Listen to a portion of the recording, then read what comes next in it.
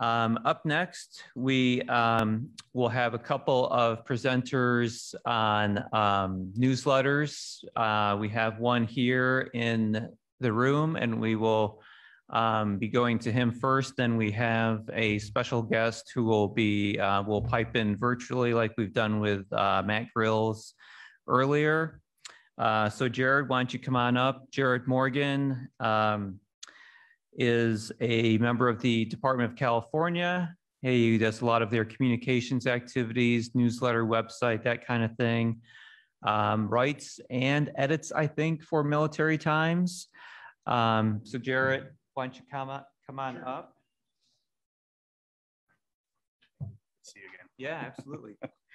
Why don't you maybe start out talking about the goals, like if a post has a newsletter or a department, what are some of the goals you're trying to fulfill with the content you put in there? Sure. So I guess we can talk about email newsletters, printed newsletters, the content that you place on your website, which I guess is pretty much going to be all the same content. You probably don't have a lot of people writing for you or submitting content. It's kind of a problem that I've come up against in, what is it now, 2 years that I've been doing this. So I took over the printed newsletter, became the editor for the California Legionnaire, probably about 2 years ago. I also work on the website and started doing those two things around the same time. But previous editor and the editor before her, we're always complaining about how doing that job was kind of like herding cats, trying to ride herd on people to turn in content. And basically the way that it worked before was the newsletter sort of resembled our book of reports. And so when people were turning in content, they were kind of writing it in a way that, you know, resembled a report. Well, I'm a member of this committee and we met at this time and we talked about this, and then the meeting was over. And so I think that some of the things that we've been working on, we've been trying to cultivate, is how to be a better storyteller.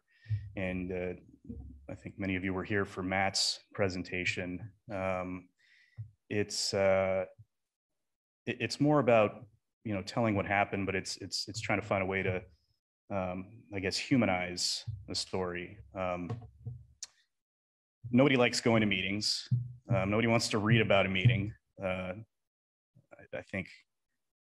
think even more so than attending a meeting.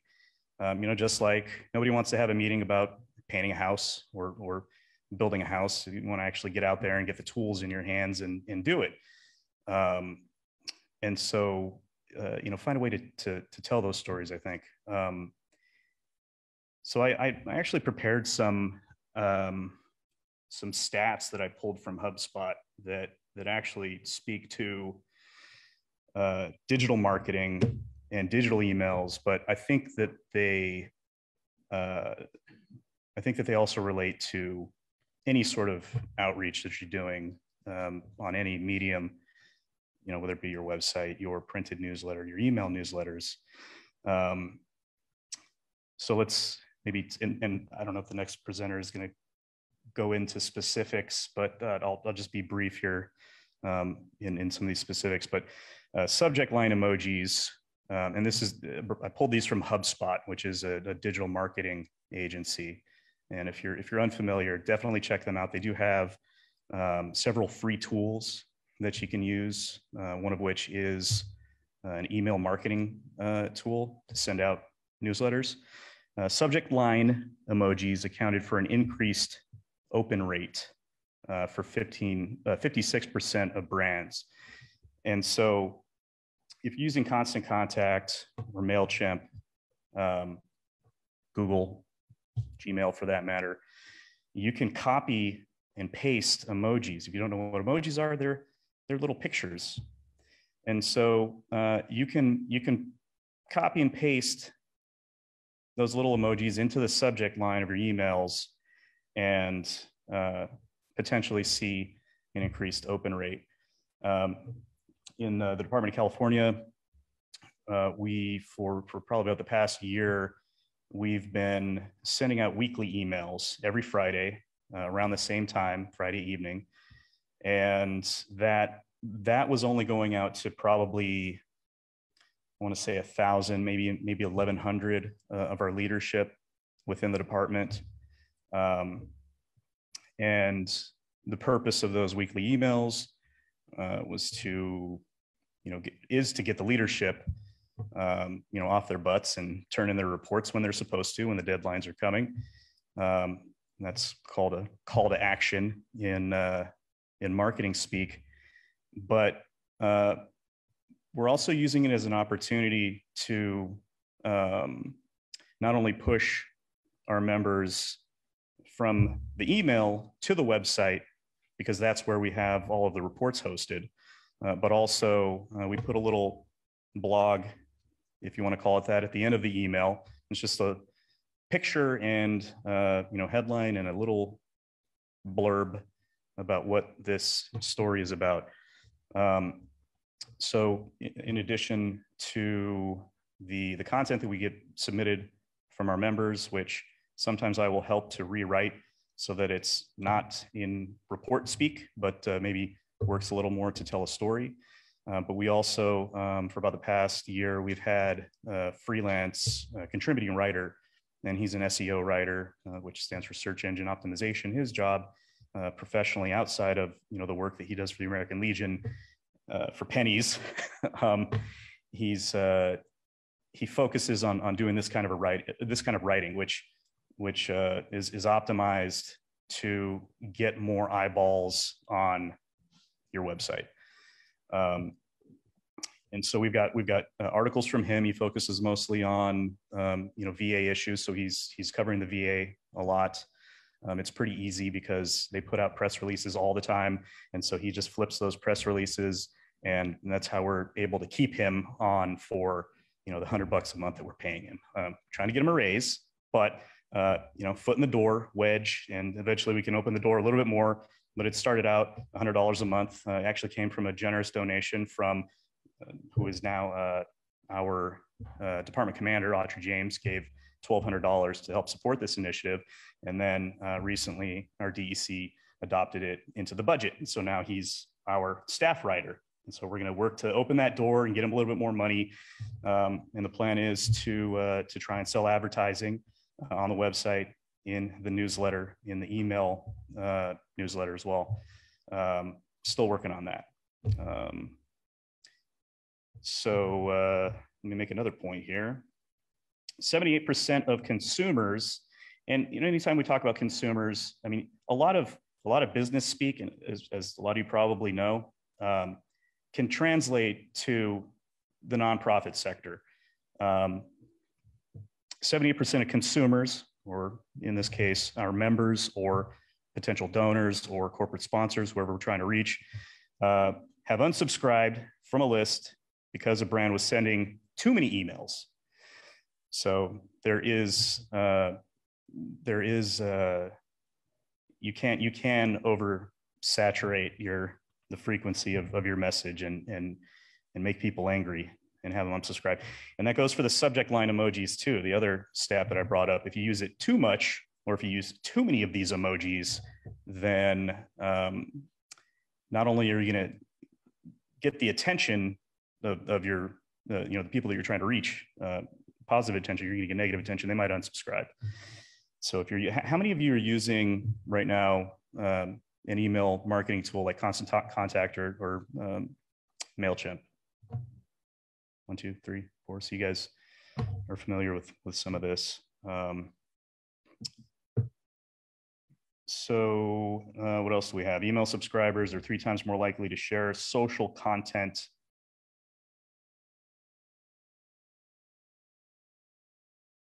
to the fact that you've got a really great opportunity to reach this market that you want to reach. This is, you know, your members.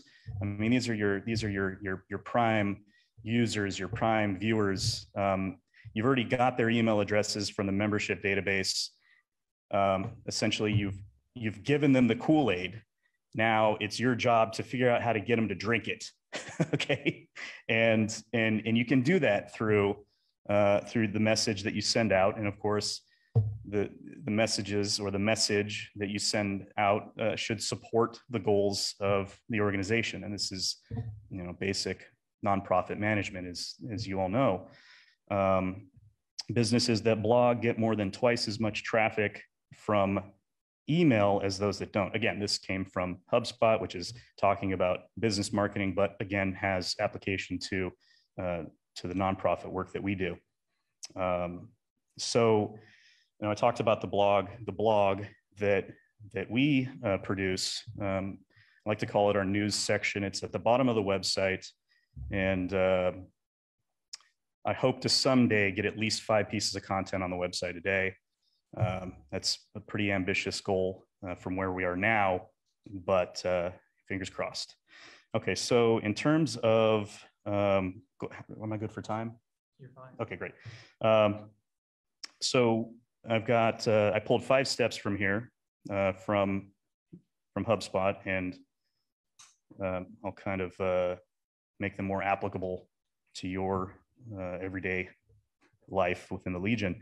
So, you know, number 1, you want to define and establish your goals, obviously, in anything that you do, but, you know, specific to this in your messaging. You know, why are you sending out these emails? Do you want to get people to come to an event? That's a call to action, right? Do you want them to donate money for a specific purpose? In California right now, we're battling the wildfires in the north of California. A lot of folks, including, you know, many of our members, have been displaced. We had one post that actually burned, you know, so they lost their home. It was a community center that they were meeting at. And so one call to action in one of our emails was for donations. If you want to donate, here's how you can donate. Add a memo to the check, Dixie Fire survivors. And that's something that we're probably going to push a little bit more, and try and market it a little bit better. It's important work. So you want to inform, do you want to get members active? Do you want to drive traffic to your website? Do you want conversions, as they call it in business? When you send someone an email and you want them to go to your website, typically it's to buy something. Well, in this case, we want members to buy into whatever it is that we're doing. We want non-member veterans to join the organization and buy in even further, drink the Kool-Aid, join the 5 to 8% of the membership that actually do the work at your posts. So that's the goal. You want to convert them into your working class. You want to define your audience. An effective email is a relevant email. So reaching your veteran members, your veteran non-members, your donors, your community members. You want to make sure that you're tailoring your message to that specific audience. One of the other things that we're doing, and I haven't given credit to our department headquarters staff who actually who put together and send out the emails. They scrape the website for the news articles that I post to the website and send that out. They do a great job of that. And one of the things that one of the staffers took upon herself to do was to take advantage of the really great training that Constant Contact provides for its subscribers. And she went through and did the training on her own, figured out how to do audience segmentation, and she created different email lists for different messages. And so in this case, it's pretty simple to figure out which of your members live in which areas, districts, and so on. And so created lists to send out to those specific members instead of just shotgunning, sending out to everyone. a message that potentially wouldn't resonate with them. So you don't want a shotgun. You want to segment it. So right now, what we're doing is we're testing. Like I mentioned before, we were sending out weekly emails to 1,000, 1,100 members in our leadership across the state. Now we are sending the Friday email out to a list of 41,000. What we've seen in Constant Contact is, those of you know who use it, there are metrics by which you can measure whether or not the emails are resonating. So it measures who opens the email, it measures whether they clicked on a link or not. And so what we've seen is that the open rate dropped. Less people were opening the email, less percentage of people were opening the email because we're sending it to more people, and less people were clicking. And so that's something that we were able to measure.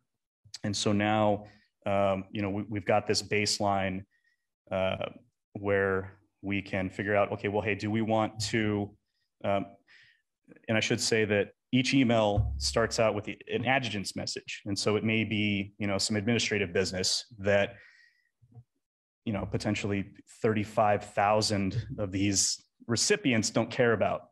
And so they're not going to open the email. And so they're not going to click on any of the links. And so I think, moving forward, any of the emails that we send, they're going to be conditioned to think, this is not relevant to me. I subscribe because I'm a member and I support the Legion, but I'm not going to open this email because I already know it's not tailored to me. And so now we've got to work pretty quickly, now that we've got this baseline established, to segment the emails that we're sending out. And so what does that look like? Is it an administrative message? We go back to just sending it to the 1,000, 1,100 leaders in the state, and we take out the news portion and make that its own newsletter. I think that's probably what we're going to do. And we're going to see how it plays and then adjust from there. And that's the great thing about learning how to read and understand the metrics, because then you can then apply it to a strategy that fits your organization's goals and whatnot. Okay, so I've got another point here. Create a way for people to sign up. So on our website, in the sidebar, which is on every page except for the home page, we have right up top is a way for people to sign up. And that's, I think I did that with a WordPress plugin, but Constant Contact has ways that you can do that pretty easily. And if you're moderately technically savvy, you can Google any of this stuff and learn how to do it. If you have the time and the drive to do it, you can learn, like Jeff said earlier, the technical stuff is easy. It may come a little bit harder and take a little time to pick up, but once you get it, it's defining the message and creating the content. That's the harder part. Let's see. You're constantly building your email list, and so if you create easier ways for people to come in, then you can grow your list beyond your members. You can create QR codes, which is square codes that you can scan with your phone, and it'll take people to an email sign up. And so let's say you've got an event and you're able to create some swag, like, I don't know, coffee mug, or maybe you're doing a chili cook-off and you're giving away bowls with, branded, I don't know, your post logos on there. T-shirts, you can put it on the event flyers. Hey, we got this chili cook-off QR code. Sign up to, receive alerts about it. So there's a lot of ways to grow your list of followers. Make a schedule. Talking about emails, talking about a printed newsletter, talking about a website. If people know that you're posting content at a specific time, the same time, every time, they know when to tune in, as it were. That's why we've got TV programming, and it's something that we can count on, right? well, you want to be the same way. And this all fits into, you know, finding out how humans behave. This is all human behavior. This is all psychology. That's why, you know, social media is doing so well, because the robots have figured out how we're programmed. We're robots. We're basically robots. We we're creatures of habit. And we like to do things at a, you know, in a specific way. And it's how we're able to come together and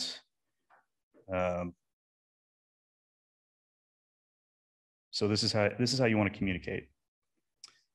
Measure your results. We talked about that.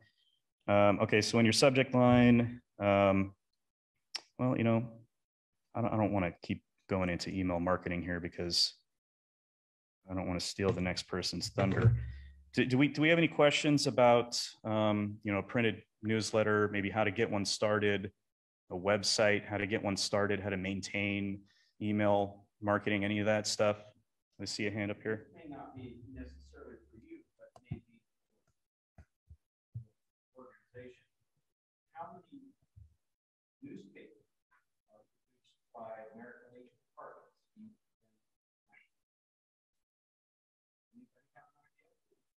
Because we do one. We have it at 101 years old. Very good. And it has had to move to this online. Just exactly what you're saying. The future is now. We used to send our newsletter out to, you know, 80,000 plus people, and now we're down to 800 that we send out, plus every, you know, people who don't deal with computer, don't deal with right. Well, the idea was that we wanted to save money. And at one point in our bylaws, it said that, you know, 95 cents of your membership dues goes toward the production of the California Legionnaire. And so that was taken out of the bylaws so that we could slash the circulation and save money. And so, you know, my plan now is to try and focus. We're going to drop it down to a quarterly. We're printing 6 times a year. We take that money and put it into freelance writing to develop, you know, a good SEO strategy for the website. Meanwhile, I want to try to beef up the pages. Henry mentioned I work at Military Times, and so, you know, they've given me permission to use their content for our newsletter. So we're going to beef up the pages. We're going to try to create more value and try to sell it by donation, maybe. I don't know. Try to support it through advertising. I don't know. I haven't figured that part out yet. So no, we want to.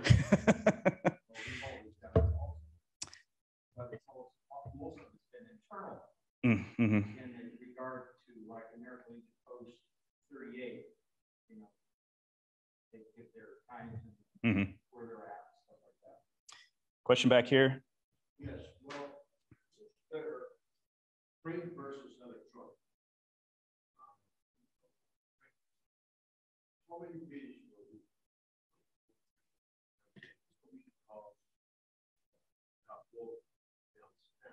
and then it's our stronger irresistible posture.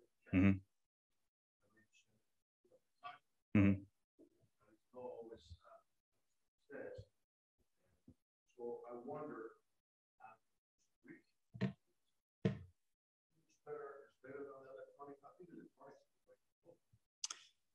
Well, I mean, I think it's just one way to carry the message, really.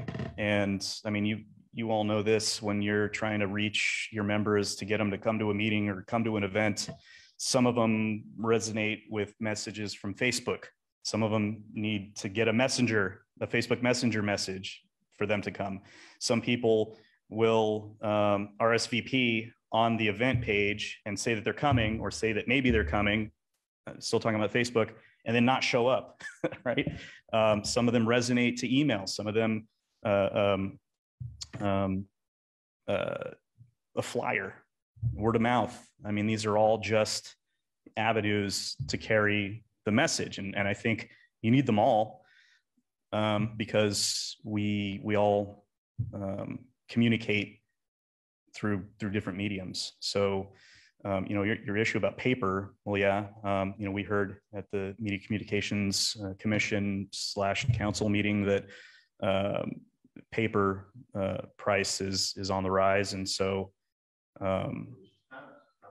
stamps are a consideration. I mean, just like Jeff went through, you can start with something simple. If you don't already have a system in place, if you don't already have a newsletter, a lot of posts are just printing things out themselves at home and distributing them. And so, you can start out small and scale from there. If you've got the budget and you're able to work with a printer, some printers will have graphic designers on staff. And I'm not really sure how it works, but there's a way to get nonprofit postage. So when I came into this was already all set up. And so all I had to do was, use my skills in content development and design to keep it going. So, I still have a lot of things to figure out. Any other questions? Right here, right here. You pass it off to her, turquoise. Okay. Okay. How can I help you? Hi, Bobby Tripleton, 45, Arizona. I'm curious, we have a post that's doing something right now as an experiment, and it's our understanding that the open rate for text messages is far greater than it is for email or even sending things out with print. And so what they're doing is they're scheduling their newsletter. It's a static newsletter, and rather than emailing it to people, they're texting the link to the location, driving people to the website so that they'll read the newsletter, and they've had a whole lot greater success with getting their open rates like 90%. Have you tried any of that? I'm really glad you brought that up because that's a really great strategy. But you do have to be careful with it. I mean, just like I mentioned with the subject line emojis, it's a double-edged sword because if you're shotgun spraying a message out to folks who potentially don't care, like, why are you invading my phone? Like, this is in my pocket. This is like I mentioned, we're robots, we're cyborgs. We have merged with this thing, and we use it just like it's an appendage. So if you're trying to reach out to people who don't necessarily want that message, you could lose them. They could unsubscribe to the text. When they see the email, they're like, screw you. You invaded my phone. And so I think that's a really great idea. And I haven't done it at the department level, but I should. But first, we've got to do some research. And one of the things I didn't talk about, but it's part of what everyone should do before they embark on creating a content or communication strategy is know your audience. You can survey them. You can survey people. You can say, hey, how do you want to receive this message? Do you want an email? Do you want the printed newsletter? Can we text you? And so, if you get that opt-in, then that's great. And it might take a while to build that list of phone numbers of people who say, yeah, let's do it. At the post level, I've done it. And what did I use? There's a text them all, I think is what they're called, text-em-all. And they have, because there's laws in place. I mean, you can't just mass text people and get away with it. There are laws. And so, these companies have You know, they have security measures in place, and so you've got to prove that you that these people that you're going to text, you've got to prove that they opted in. And my proof to them was, hey, look, they're in my membership database. This all came from my membership database, and that was pretty much all it took. But you shouldn't rely on that. My post is small. It's you know, we've got like 140 members or something like that. So I took a chance. But, mm-hmm. Like you agree that we're going to send you notices about meetings, we're going to send you events. That's great. And did you do that through a mass text message, or did you contact them one by one? Okay, so you did exactly like I said earlier. You slowly built your list of opt-ins. Yeah. Mm-hmm. That's great. That's really great. Yes, sir.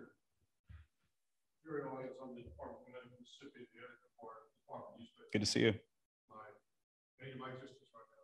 It's a love-hate relationship, isn't it?